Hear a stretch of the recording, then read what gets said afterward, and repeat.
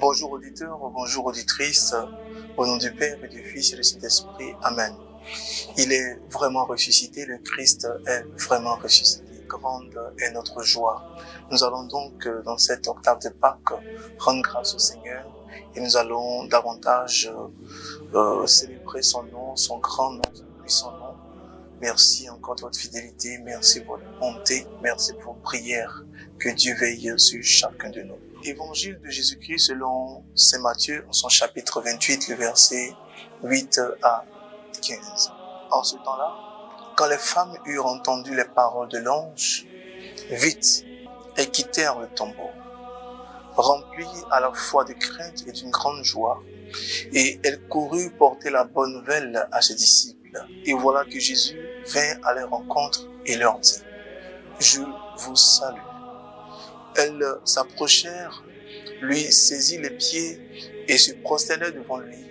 Alors Jésus leur dit, « Soyez sans crainte, allez annoncer à mes frères qu'ils doivent se rendre en Galilée. C'est là qu'ils me verront. » Tandis qu'elles étaient en chemin, quelques-uns des gardes allèrent en ville, annoncer au grand prêtre ce qui est arrivé. Ceux-ci, après s'être réunis avec les anciens et avoir tenu conseil, donnèrent aux soldats une forme sorte en disant, « Voici ce que vous direz.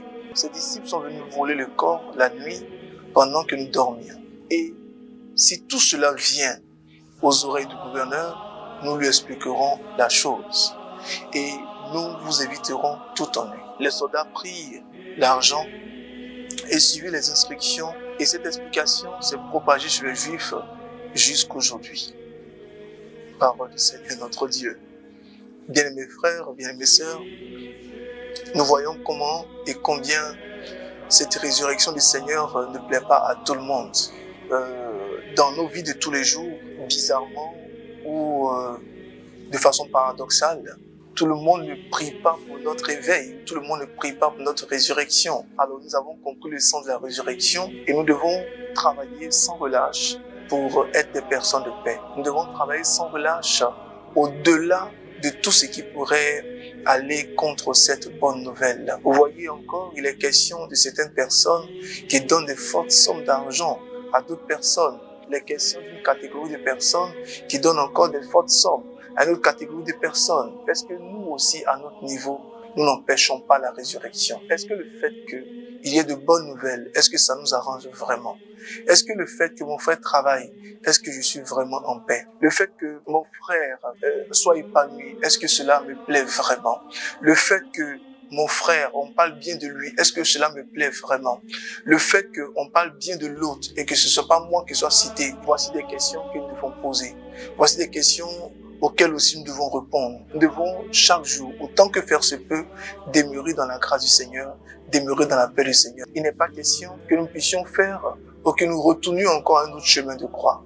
Bien mes frères, que chacun discipline sa vie, que chacun discipline ses idées, que chacun discipline son cœur, que la jalousie ne nous pousse pas à refaire un autre carême, que la façon de voir la vie ne nous pousse pas à faire un autre carême. Si Dieu nous met à cœur de faire quelque chose, faisons-le. Si c'est un frère, c'est une sœur qui fait une bonne œuvre, soutenons cette personne, encourageons cette personne, même si c'est pas de nous qu'on parle, même si par notre canal, des gens aussi sont bénis, bénissons le Seigneur, mais reconnaissons que c'est le Seigneur qui est en l'œuvre. Et Jésus va dire à ces femmes, allez dire, on se verra en Galilée. Bien-aimés frères, bien-aimés sœurs, prions le Seigneur de véritablement voir le Seigneur. On peut être aussi dans la résurrection, mais sans voir le Seigneur. Le Seigneur est ressuscité, certes, mais tout le monde ne l'a pas vu. La preuve, la Bible dit que cette explication s'est propagée chez les Juifs jusqu'aujourd'hui. Des gens ont fondé des mauvais systèmes. Jusqu'aujourd'hui, des gens ont préparé de fausses nouvelles. Jusqu'aujourd'hui, des gens ont préparé de fausses doctrines. Jusqu'aujourd'hui, des gens ont préparé de fausses choses, mais qui sont restés dans l'esprit de tout le monde, l'esprit de toutes les générations. Alors qu'est-ce qu'il nous faut? Il nous faut préparer jusqu'aujourd'hui, jusqu'à demain, jusqu'à ce que Jésus revienne, de très bonnes nouvelles, de très bonnes conceptions. Bien-aimés frères, bien-aimés sœurs, réparons encore nos cœurs. Offrons notre cœur au ressuscité et que le ressuscité nous aide à devenir des hommes meilleurs.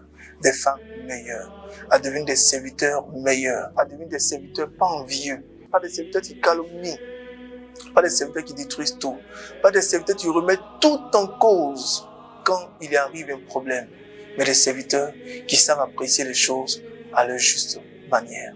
Que Dieu nous garde, que Dieu nous bénisse, encore très très bonne résurrection et que Dieu vous fortifie. Amen, amen, amen.